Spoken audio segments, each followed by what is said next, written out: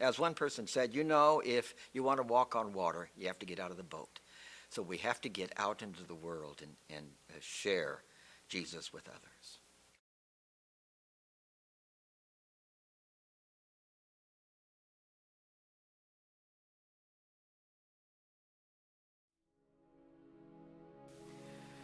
I think Lisa came, it's been over 6 years ago now. I think she first came to Trinity as a visitor. Lisa and I met just actually through our sons.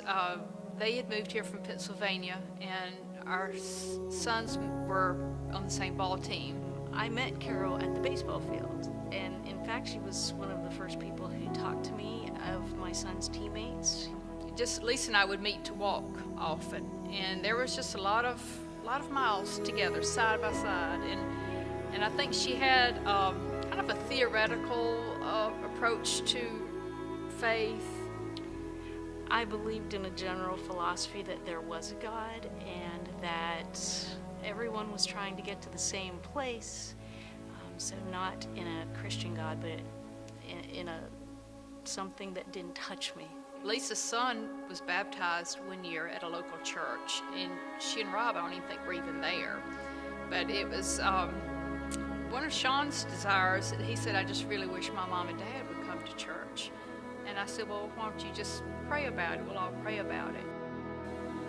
Well, I looked for a new job because my son was sick pretty severely, so I needed to do something else. I needed to not be preoccupied as much with the outside. And then we had a position open up here, and as parish administrator is the best way to describe it. I had worked at a church before, but not a Christian church, and I thought, well, I really believed they wouldn't accept me.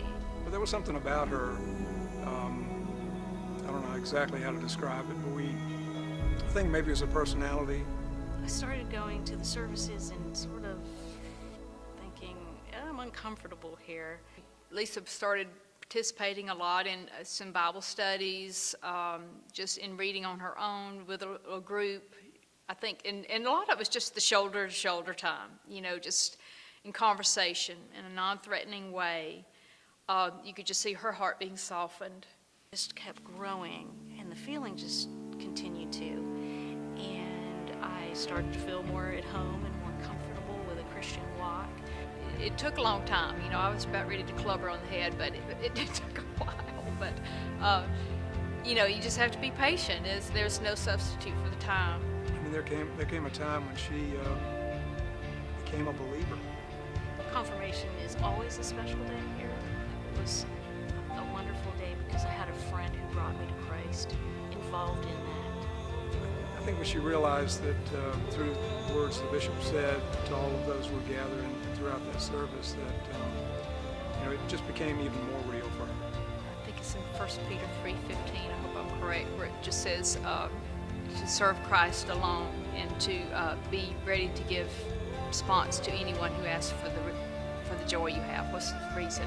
But to do so with gentleness and respect. I don't know that I did anything that anybody else wouldn't do. It was just make a friend, be a friend, bring a friend to Christ. I often would say to anyone that's struggling for why we need evangelism, for example, that it just energizes your whole congregation, because before they're just cruising along as they've always done, and then you have somebody who comes to faith in Christ, and the excitement that brings to that person, but also to the people around them is just, it can change a group of